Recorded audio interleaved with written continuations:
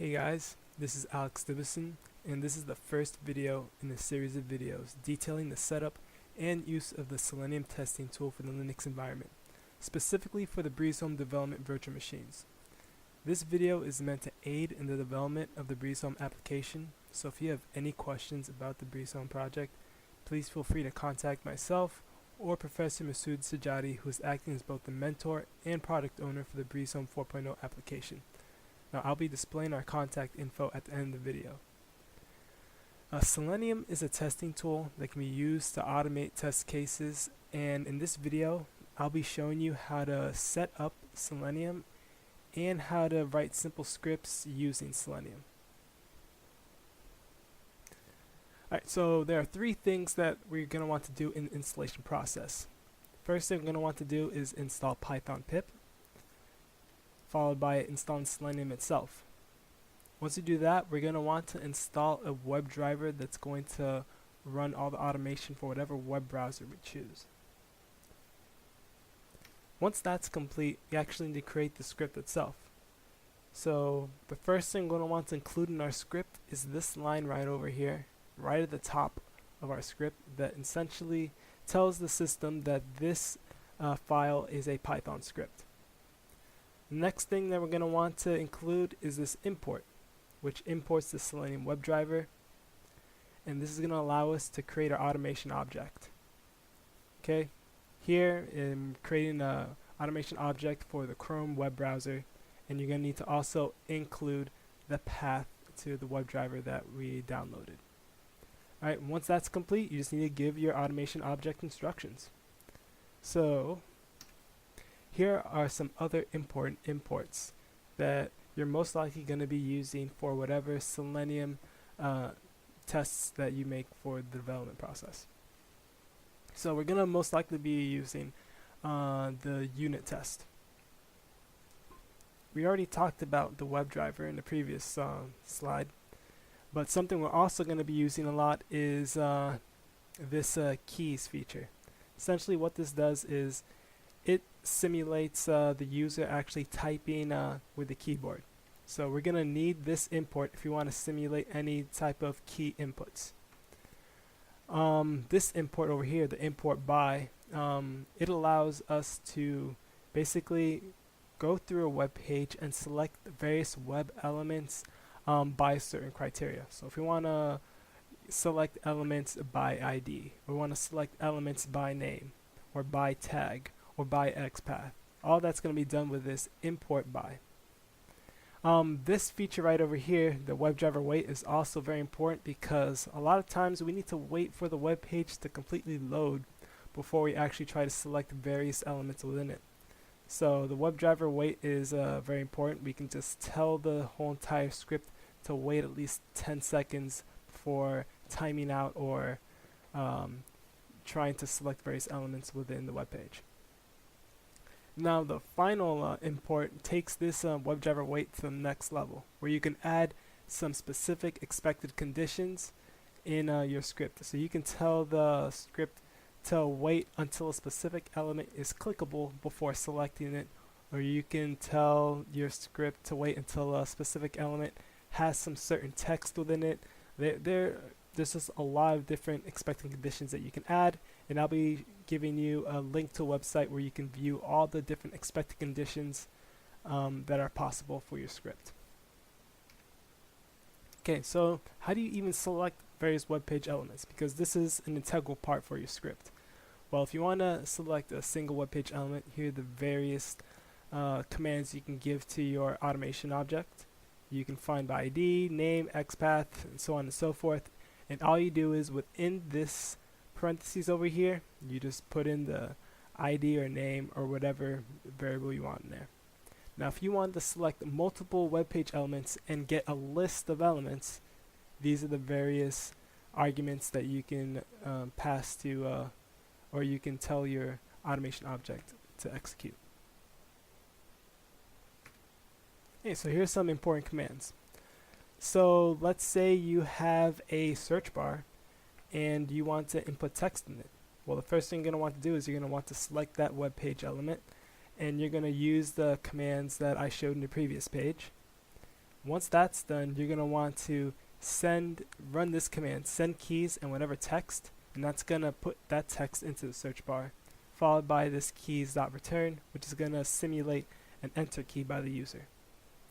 Now if you want to manipulate and click on links on the page, you're going to want to select that link element using the same commands from the previous page, followed by just simply running the click command. Now if you need more info and more commands for your various scripts, you can go to this page over here, and it should be more than enough information for you. Alright, so let's do a quick demo showing how to actually install and run these scripts. And at any point you feel that I'm going too fast, just stop the video, go back, watch again, and you'll be good to go. Alright, so let's do this. So first thing I'm going to be doing is installing Selenium. I'm going to do this running sudo apt-get install python pip. Alright, we need python pip before we even install Selenium. Once you run that command, then we can run sudo pip install Selenium. Once we run that command, we install Selenium, and now we can try to download and extract appropriate WebDriver for whatever web browser we're going to be doing an automation for. Now in this tutorial, I'm going to be doing it for Chrome. So that means going to the Selenium webpage, which is seleniumhq.org, and we're going to go to the download tab, scroll all the way down to the third-party drivers right over here, and I'm going to download this Google Chrome driver. Now since the BreazeHome development virtual machine is 64-bit, you're going to want to download this file, the Linux 64 zip file. Let it download, and once it's complete, we're going to extract this file. Now pay careful attention where you extract it. I'm extracting it into a folder I called Selenium, and once that's done, we're going to be using that in our script. Okay, so I'm going to be using Atom to write my script, and I already have a generic script already written out. Like I said, first thing I'm going to want is this command in our first line over here, followed by this Selenium import WebDriver. Right, we need this module to create an automation object, and here's my automation object called driver.